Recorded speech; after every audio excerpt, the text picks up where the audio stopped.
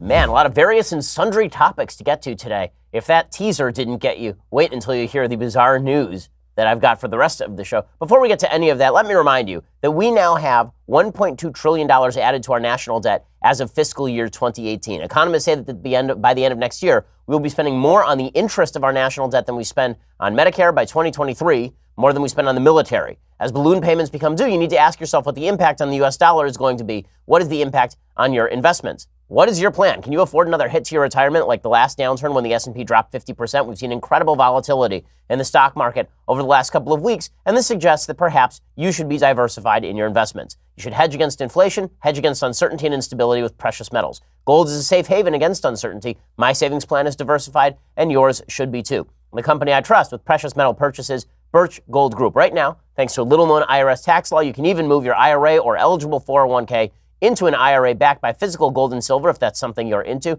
It's good for folks who want to protect their hard-earned retirement savings from geopolitical uncertainty. Look back historically, when the bottom falls out of everything else, gold does tend to safeguard savings. Birch Gold Group has thousands of satisfied customers, countless 5-star reviews, an A+ rating with the Better Business Bureau, and it's the holidays. You get gifts for everyone, so get yourself a free gift, the gift of understanding diversification. Contact Birch Gold Group. Get a free information kit on physical precious metals. See if diversifying into gold and silver makes sense for you. Again, that's a comprehensive 16-page kit revealing how gold and silver can protect your savings. Go check them out right now at birchgold.com/Ben. That is birchgold.com/Ben, the folks I trust with precious metals investing. All right, we'll begin today with Time Magazine, which has now announced its Person of the Year. And predictably enough, in a time when the media really loves them some media, the Persons of the Year are all journalists, because there's nothing that really attracts Americans to journalists as much as journalists patting themselves on the back. The journalists have actually run out of enough hands to pat themselves on the back. So who exactly is being honored? They call them the Guardians and the War on Truth. Obviously, President Trump being the war on truth and these people being the guardians of the truth. Because if there's one group of people you can trust to tell you the truth without partisan rancor or fear, it's those journalists. All those journalists who agree on everything. Those are the people who we should certainly trust with all of your fact-based needs. So there are a bunch of different folks who are photographed for the cover of Time Magazine. Jamal Khashoggi was made the Person of the Year on the cover of Time Magazine. Now, Jamal Khashoggi, you'll recall, was the Saudi citizen who was here on a visa, and then he went to Turkey and went to the Saudi consulate for a marriage document and was promptly murdered by the members of the Saudi consulate and then chopped up and sent in a bag back to Saudi Arabia. This all went wrong. It was very bad for the Trump administration, which of course has been very close with the Saudi Arabian government, particularly the new leader of Saudi Arabia, Mohammed bin Salman. That's the reason that Time Magazine selected Jamal Khashoggi, who in reality was in fact pretty radical on politics. He had a long-time history of supporting the Muslim Brotherhood. He was very much in favor of more radical Islam in the Middle East, not less radical Islam in the Middle East. He was certainly no moderate, but since he was murdered for being a journalist, he is the Time Magazine Person of the Year, because people are trying to basically draw a parallel between President Trump's dislike for the media and violence against journalists. So much so that they're honoring the folks over at the Capital Gazette, which was a newspaper, you'll remember, that was attacked in Virginia. Now, it turns out that the Capital Gazette was not, in fact, attacked by a Trump supporter. It was not attacked by somebody who hated the media because President Trump was not fond of the media. It was attacked by somebody who had a personal vendetta with the paper. So why exactly are they on the cover of Time Magazine? Because Time has to draw a false line suggesting that journalists all over the world are under assault specifically because of President Trump. It's not as though we've had, evil, murderous governments that have been cracking down on journalists for legitimately all of human history. It's that now we have President Trump in the White House and things have magically changed. I do appreciate how there are no journalists who are actually from Turkey who are interviewed for these Time Magazine articles. Turkey, of course, is the country behind all of the revelations about Jamal Khashoggi. Turkey has arrested literally hundreds of thousands of dissidents over the past several years as it moves from democracy into dictatorship. Time Magazine has nothing to say about that. Jamal Khashoggi, however, is obviously worry number one. Now, that doesn't mean we shouldn't worry about the Jamal Khashoggi case, but again, this is the media trying to play itself up. Who else was honored? Well, Maria Ressa, who is an editor, I believe in Russia, who is indicted, and Walon and Kal Su'u, who are reporters who were convicted. So the idea is that there's a war on truth, but lumping in the folks over at the Capital Gazette with folks who have been targeted by foreign dictatorships seems like a very bizarre thing for Time to do, except that all these journalists want to see themselves as firefighters who are running to put out the fire of the Trump administration. It's very silly. It doesn't make any sense. But that's okay. Next year, Time Magazine's Person of the Year will just be Time Magazine.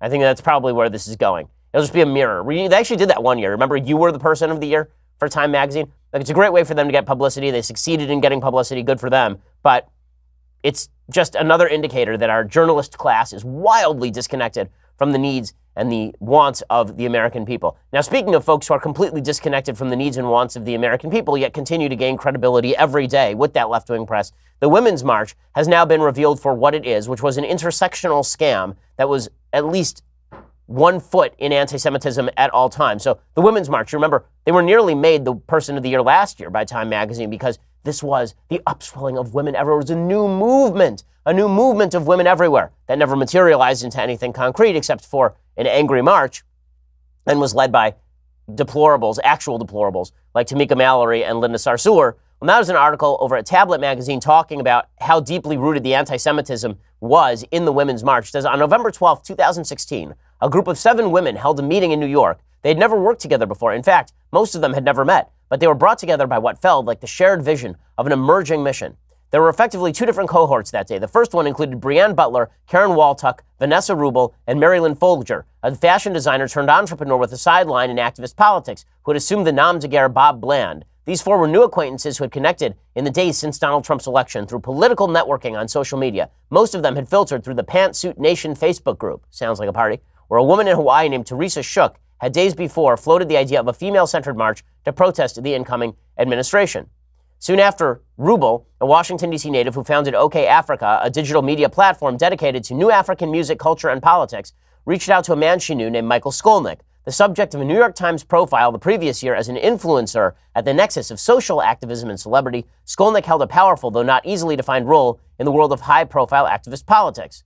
It's very rare to have one person who everyone respects in entertainment or in politics or among the grassroots, said Van Jones in 2015, but to have one person who's respected by all 3, there isn't anyone but Michael Skolnick.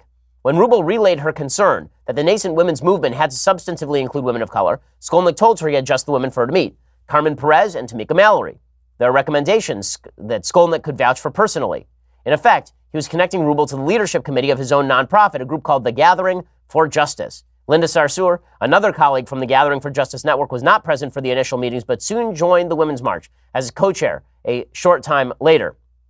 In advance of the meeting, Bland suggested they convene in Chelsea Market, an upscale food court in Manhattan. When the day arrived, the women managed to find each other, but soon realized there was nowhere in the hectic maze-like mall of vendors quiet enough to sit and talk. Eventually, they retreated to the rooftop of a nearby hotel where, less than a week after the idea for the march sprouted, the 7 women got acquainted. According to several sources, it was there, in the first hours of the first meeting of what would become the Women's March, that something happened that was so shameful to many of those who witnessed it, they chose to bury it like a family secret. Almost 2 years would pass before anyone present would speak about it. It was there that, as the women were opening up about their backgrounds and personal investments in creating a resistant movement to Trump, Perez and Mallory allegedly first asserted that Jewish people bore a special collective responsibility as exploiters of black and brown people, and even, according to a close secondhand source, claimed that the Jews were proven to have been the leaders of the American slave trade. These are canards, popularized by the secret relationship between blacks and Jews, a book published by Louis Farrakhan's Nation of Islam, the Bible of the New Anti-Semitism, according to Henry Louis Gates, who noted in 1992, among significant sectors of the black community, this brief has become a credo of a new philosophy of black self-affirmation. To this day, Mallory and Bland deny any such statements were ever uttered, either at the first meeting or at Mallory's apartment. There was a particular conversation about how white women had censored themselves, and also around the dynamics of racial justice and why it was essential that racial justice be a part of the women's right conversation, remembered Bland. But she and Mallory insisted it never had anything to do with the Jews. None of the other women in attendance would speak openly to Tablet about the meeting, but multiple sources with knowledge of what happened confirmed the story. Following an initial 30-minute phone call last week with Women's March co-chairs Tamika Mallory and Bob Bland, Tablet submitted a detailed list of follow-up questions to the group by email and received a written response. Answers from both exchanges are quoted at length in this article. As the fame grew of the Women's March, so did questions about the Women's March origin story, including, at first privately, within the inner circles of the organizations, questions pertaining to the possible anti-Jewish statement made at that very first meeting. And obviously, all of the leaders of the very first meeting or many of them, shut up about this, but it didn't stop the news from getting out. So anti-Semitism was on the table from day one at the Women's March, and no one cared because intersectionality does not care about Jews. Intersectionality is just about the intersectional interests of a group of people, so long as that group of people does not include Jews or white people. As long as that is the case, it is fine to move forward with a march that is openly associated with anti-Semites like Louis Farrakhan. That is totally cool. Now, I have a question. This meeting happened 2 years ago. This meeting happened in December of 2016 or November of 2016, directly after the election. Why did it take 2 years for our reporting, our firefighting journalists to find out about this story? I mean, the signs of anti-Semitism were in plain view at the Women's March. Linda Sarsour is an open anti-Semite. Tamika Mallory is an open anti-Semite. These people are not hiding the ball. These are folks who have repeatedly defended association with the most open anti-Semite in America, a man who calls Jews termites, Louis Farrakhan. Did anybody in the media have anything to say about this?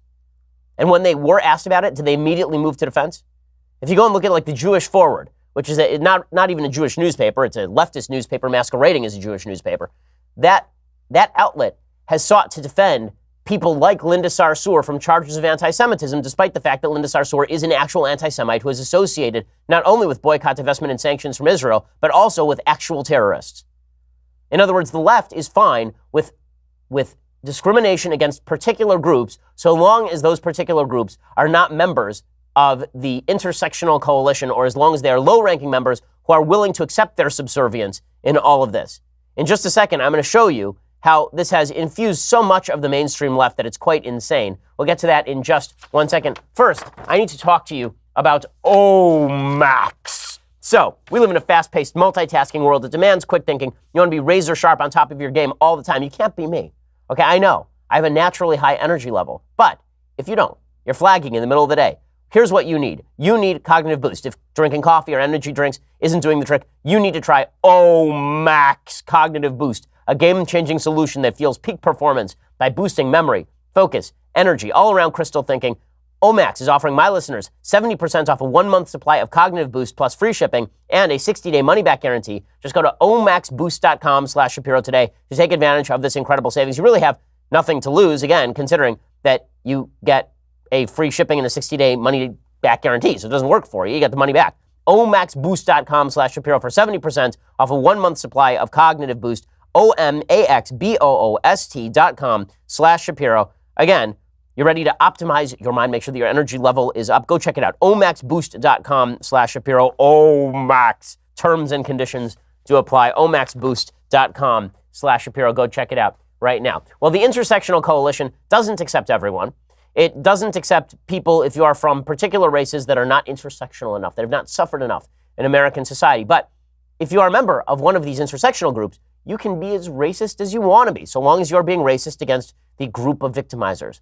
Today's example comes courtesy of Vice. So Vice, one of the dumbest outlets on the internet, there are many of them, but Vice likes to feature stories, intersectional, woke, social justice warrior stories, the important stories about how people of color fight back against the predominantly white superstructure in the United States. So Vice ran a full story on HBO because, again, there's no bias in the media, folks.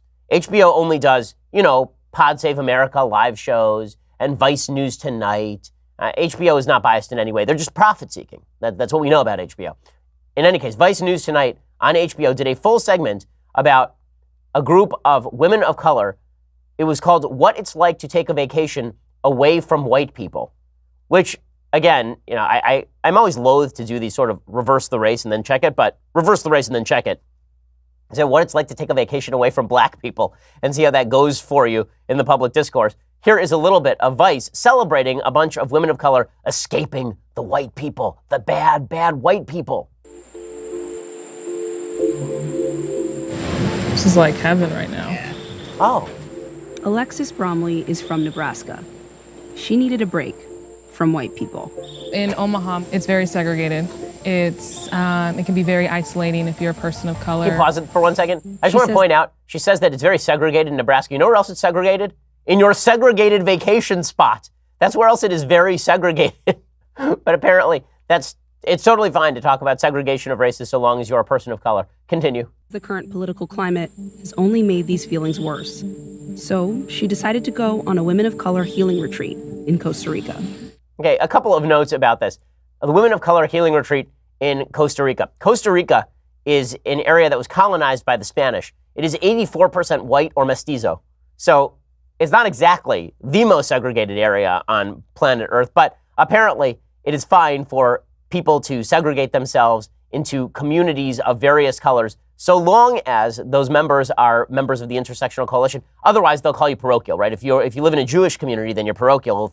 If you live in a gated community that, not through any attempt to exclude people of other races, just happens to be predominantly white, then you are obviously involved in a form of segregation. But if you specifically go to a women of color retreat to avoid the whites, to avoid the the bad white folks, then of course you are doing just fine. The radicalism of the left on full display. But it gets even worse. I have more radicalism for you. Okay, so the left's intersectional ideals, in which they get to discard any semblance of normalcy and decency in favor of the most woke standards of social justice, it's getting ever more extreme. Last week we saw that Kevin Hart, the comedian, was basically banned from hosting the Oscars because 10 years ago he made a joke about how he didn't want his son to be gay, which I have to say, I don't see why that's such a terrible joke. Really, do you want your child to be gay? If your child ends up being gay, maybe it's not a big deal to you, but it seems to me that if you would opt, in the best of all possible worlds, for your child to be straight and, be able to get married to a person of the opposite sex and have natural born children and raise that family in a traditional way, I don't see why that is terrible. Why that's so bad? I know that makes me terrible. I'm not even talking about government crackdowns against gay folks or discriminating against gay folks or anything like that, but I would prefer that my children be straight.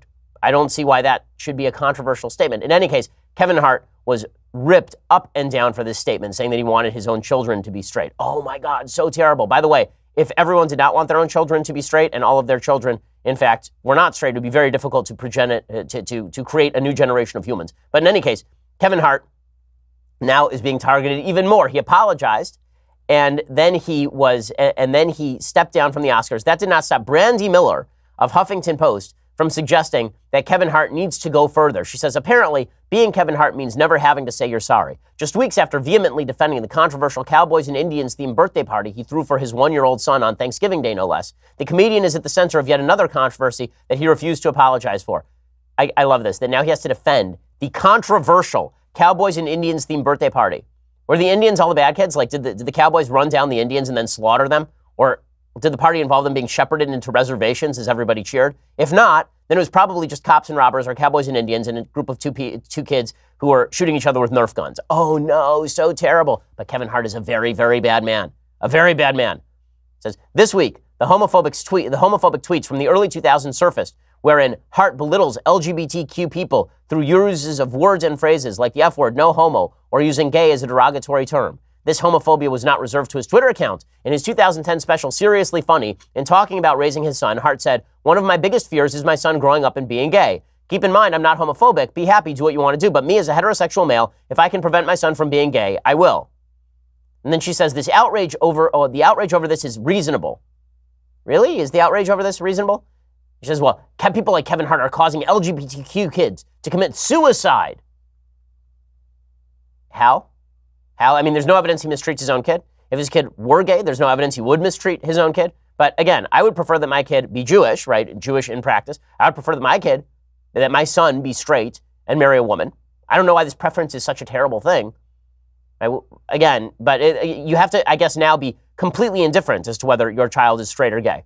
You have to be completely indifferent as to whether your child has to undergo the severe strains that are put upon people by homosexual tendencies or by living in a society that is not as tolerant in certain areas of homosexuality, or by the fact that you're not going to be able to genetically produce the next generation outside of in vitro fertilization or any of the other pressures that come along with being gay. If you hope that your child doesn't have to undergo that, then this makes you a very bad person.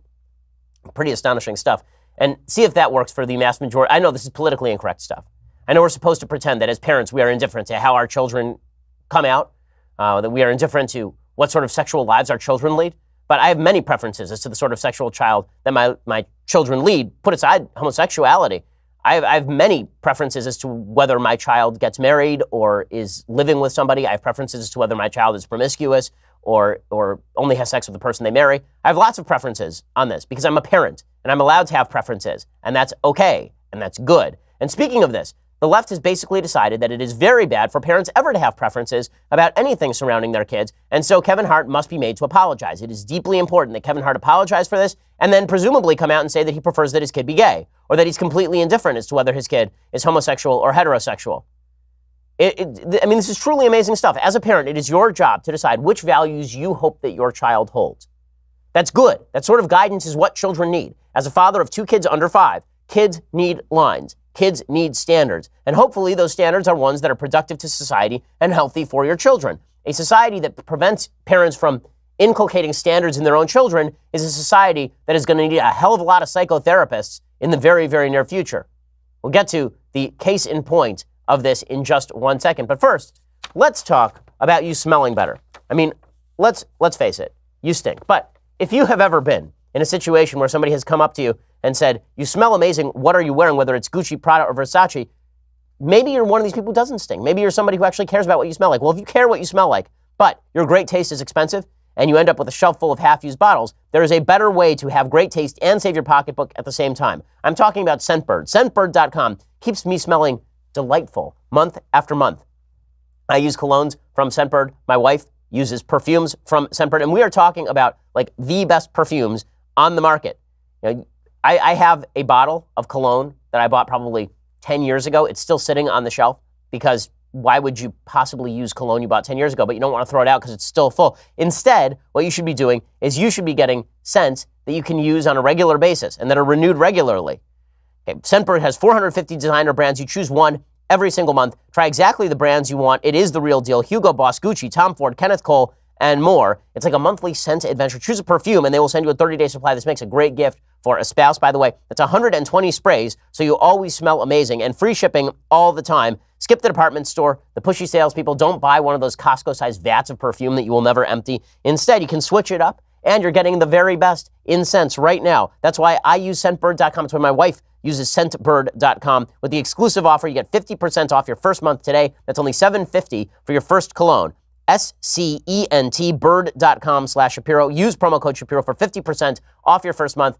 I mean, I'm telling you, these are the best colognes and perfumes on the market, and you're getting them for really inexpensive prices, and you renew them every month. It's great. Scentbird.com/Shapiro. Again, when you do that, you get 50% off your first month today, $7.50 for your first cologne. Sign on and smell great and stop smelling like a garbage heap.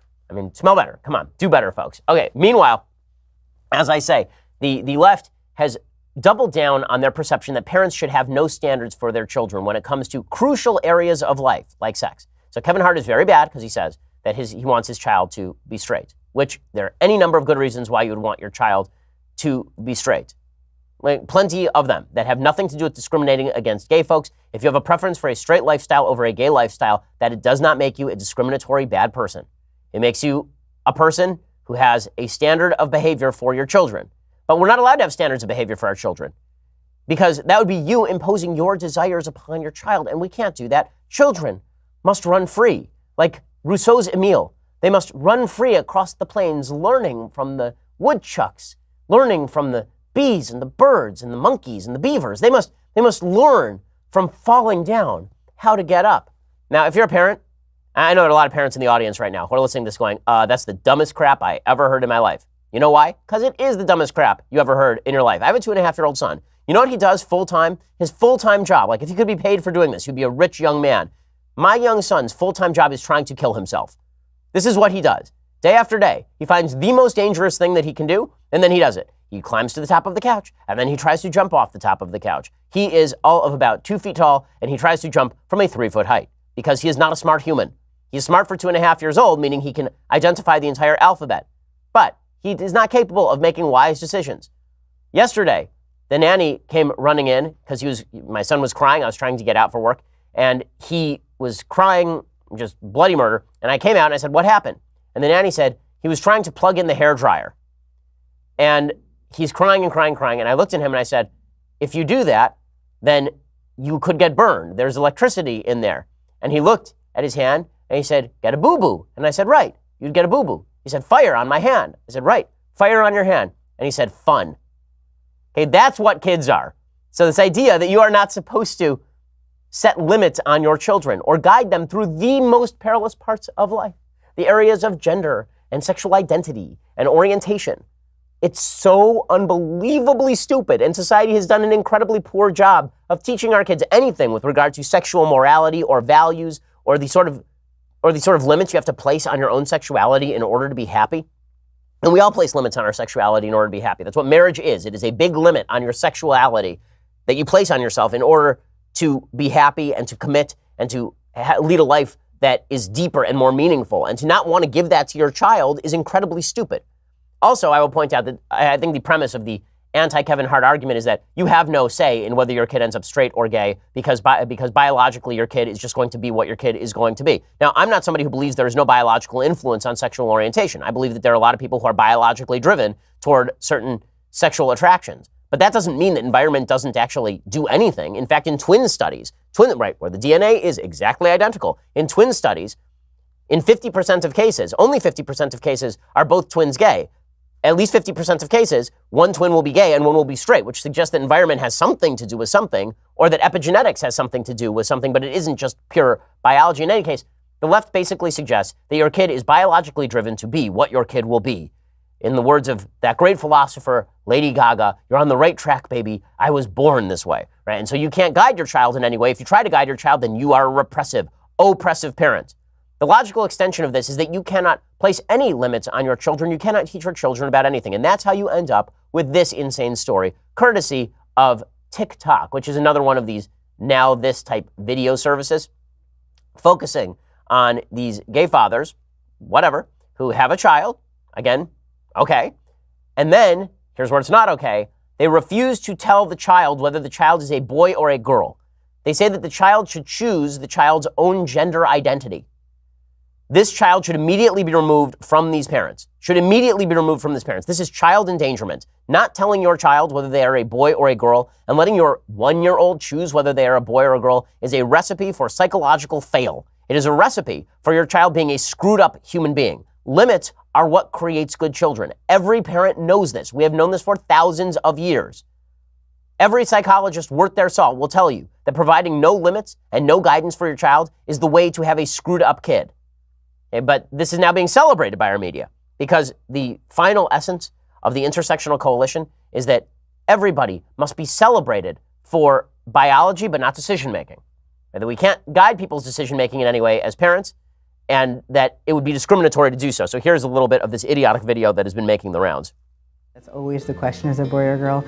And so often we will say to people, well, we don't know yet. We're waiting for Zoe to tell us. And we felt like we really want, as best we can, to have our child not have those stereotypes put on them, and our child to have the openness to identify as whatever gender they want to whenever they feel that's right for them. We are preparing for whatever Zoe might say and however Zoe might identify, knowing that that might change. So there might be a time where Zoe says, I don't feel like a they, I feel like a she, or I feel like a he. Okay, this is so evil. I mean, it really is evil to use your child as a political prop like this, to pretend that gender and biology are completely separate, which is just scientific. It's ascientific nonsense. It is complete scientific nonsense.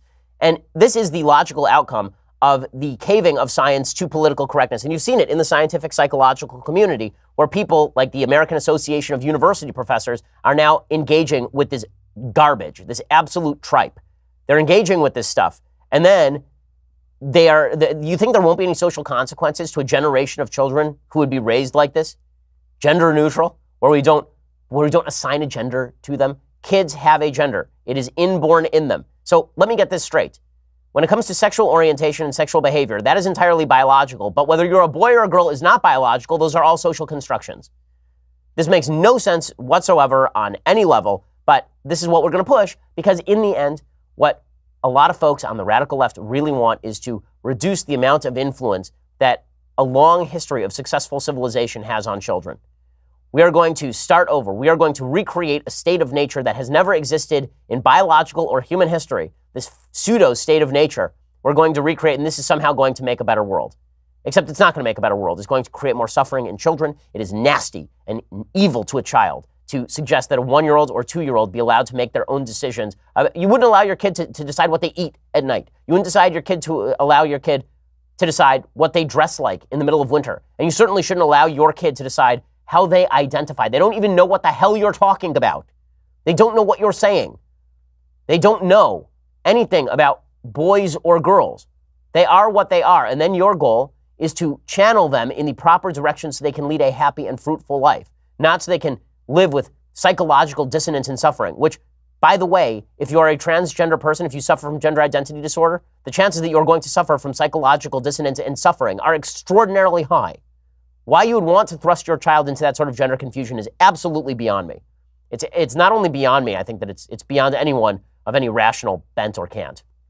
Okay, in just a second, I want to get to the breakdown in Europe, because I think that all of this ties together in the breakdown of fundamental Western civilized values and the lack of a shared philosophical, intellectual values history is leading people toward a fracturing, whether it comes to parenting or whether it comes to politics. We'll get to that in just one second. First, let's talk about your online security. So, as a public figure, I'm constantly worried about being hacked or spied on. I don't want my emails compromised or my credit card number or online banking password stolen. Yet that happens to hundreds of millions of people every year. So how can you protect yourself? The company I trust to defend my online security and privacy is ExpressVPN. ExpressVPN secures and anonymizes your connection by encrypting 100% of your network data and hiding your IP address. That means nobody can record or access your online activity. Download the ExpressVPN app right now on your computer or smartphone, and then use the internet just as you normally would. You click one button in the ExpressVPN app, and voila, you are now protected. ExpressVPN is great for accessing content from anywhere. With VPN locations in 94 countries, blazing fast speeds, ExpressVPN is consistently rated the world's #1 VPN service for internet users. So,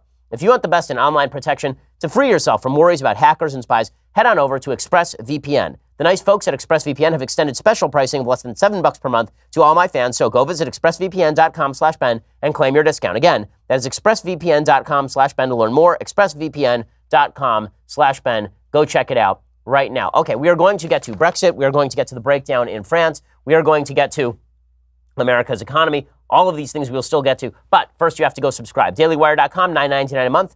That's the short pitch. The longer pitch, you're going to get 2 more hours of me every day come January. That means more in-depth exploration of the issues, commentary that you can use. You'll be able to call in, like all sorts of great stuff when you go over to DailyWire.com and become a subscriber right now. For $99 a year, you get all of those things. Plus this, the very greatest in beverage vessels, the leftist tears, hot or cold tumbler. Cast your eyes upon it and sorrow in your lack. You know that you want this. You know. So go check it out right now. It isn't yours until you put a ring on it, as Beyonce said. And the only way you can put a ring on it is by giving us $99 a year, which is cheaper than the monthly subscription. Makes a great Christmas gift.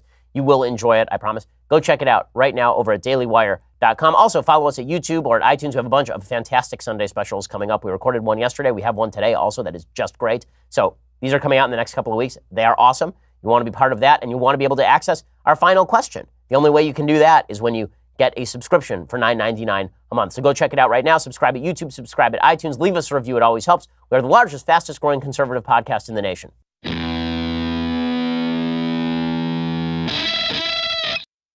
Well, if things are getting crazy over here, they're getting even more crazy in many ways over in Europe. Somebody tried to steal the ceremonial mace over at Parliament.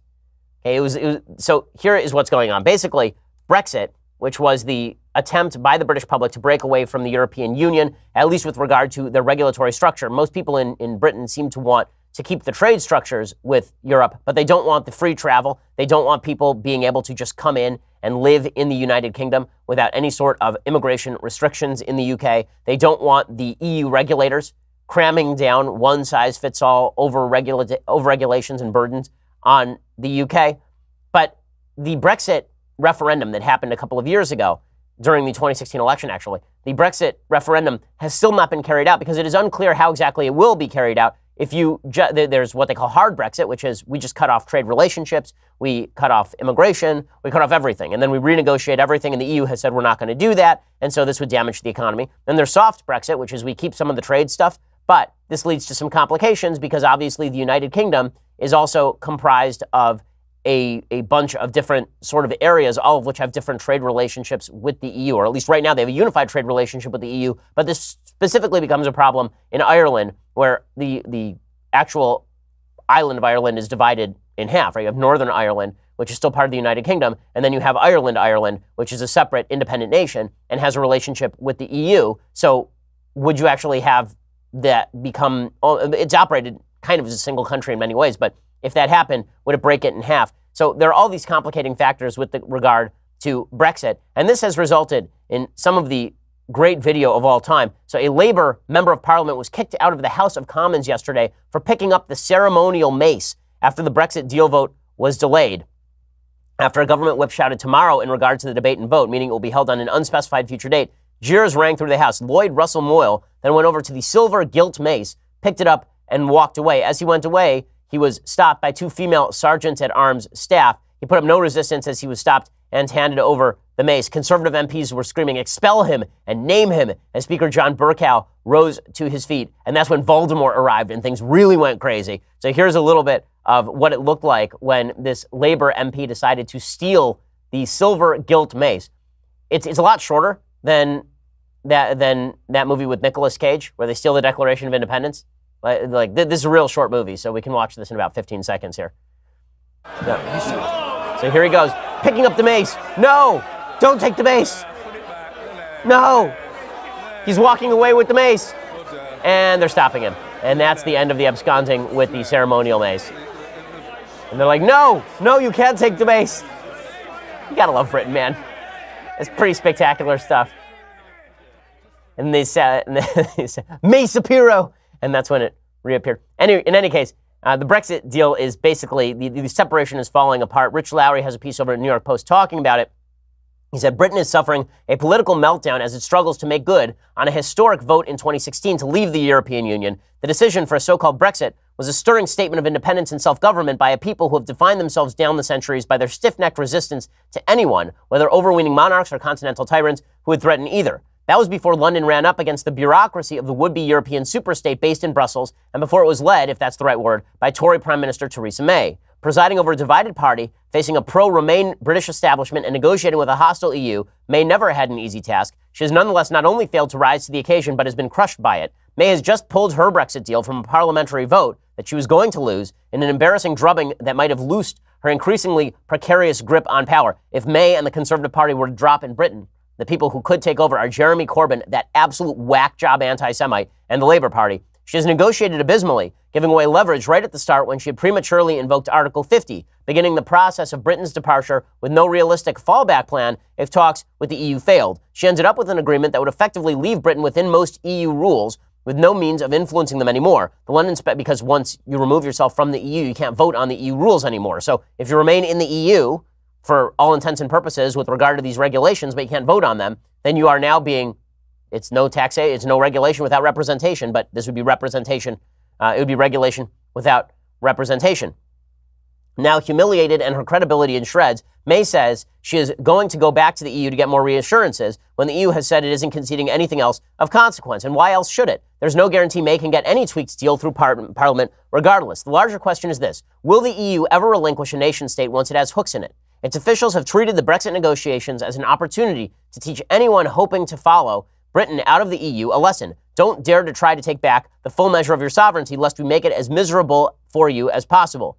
When in the past, countries in Europe have voted the wrong way on fundamental EU questions, as Ireland, France, and the Netherlands did over the years, they were ignored or made to vote again until they got the right answer. Britain may yet suffer the same pitiful fate. So it is unclear how Brexit resolves itself. Suffice it to say that chaos is breaking out in Britain over Brexit and has been going on continuously for a couple of years as the EU tries to remain in charge of Britain's regulatory structure. Meanwhile, over in France, things are falling apart as well. Emmanuel Macron, the president of France, who is going to lead the new wave of French dignitaries into the future. It's going to be France in the future because Emmanuel Macron is young. He was like 39 years old, and he was fresh-faced, and he was brilliant, and he was into globalization, and he was a sophisticate. Well, now it turns out a bunch of rioters took over Paris, and he's basically bowing to their every request. It turns out that not only do the French surrender to the Germans every few decades, they now surrender to their own citizens who protest in the streets rather than merely arresting them.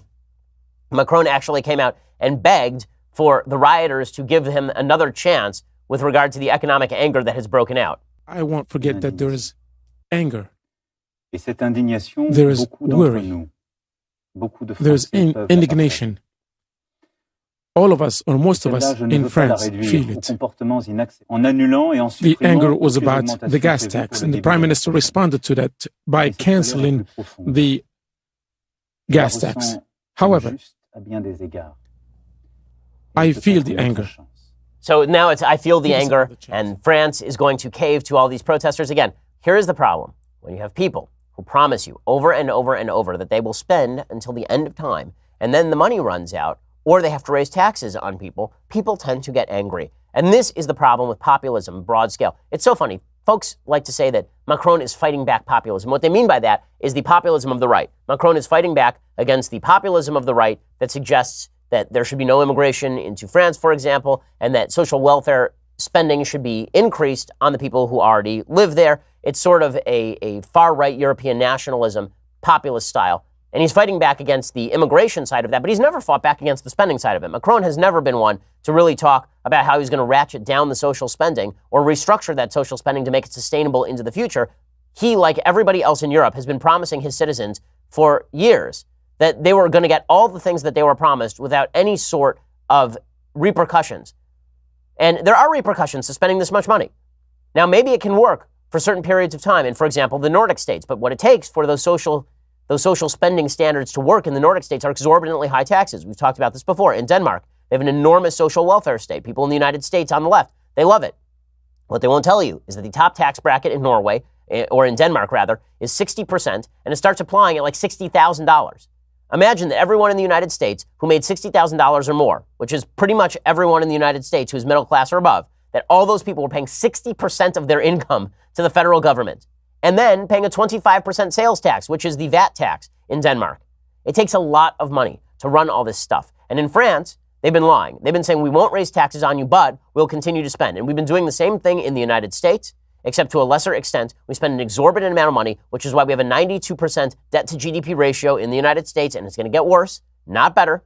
And it's why every time the Republicans lower the taxes without lowering the spending, it's a problem. And every time the Democrats raise the spending, even if they raise the taxes, it's a problem. The problem here is not with the tax rate in the United States. It's the tax rate in the United States that allows income mobility. It allows businesses to start. It allows businesses to thrive. It allows foreign direct investment, all those things. The problem in the United States is that we do not have our spending under control, and Europe is finding this out the hard way. And maybe you can sustain with all of these problems if you have a strong social fabric. Right? In a lot of these Nordic countries, the social fabric is incredibly strong. These are homogenous countries with long histories of people who have lived together with one another and shared values and shared family ties. And they're very small. But that's not true in a multi-ethnic democracy where the ties that bind us are largely ties of success because the ties of philosophy were forcibly expelled decades ago by the philosophical left, which says we have nothing in common except we share a country together. It's a real problem.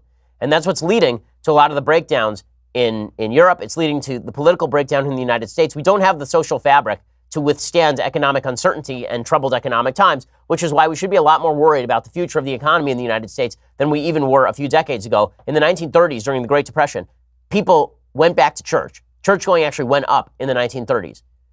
The crime rates in the 1930s did not escalate dramatically. And they didn't escalate dramatically in part because there were so many people who were still part of a social fabric. Families, friends, communities. That no longer exists.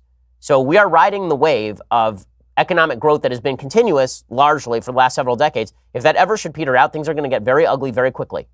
And that's why we better rebuild that social fabric and why we must look to economic reform if we want to see a continued growth rate without the social collapse that we are now seeing in France. Okay, time for a couple of things that I like and then a thing that I hate, a couple of things that I hate. So, things that I like today. Now, let's talk a little bit about the moon landing. So I'm always amazed that there are so many folks who think that the moon landing was fake. We literally left a mirror up there so that we can gauge the distance between the Earth and the moon.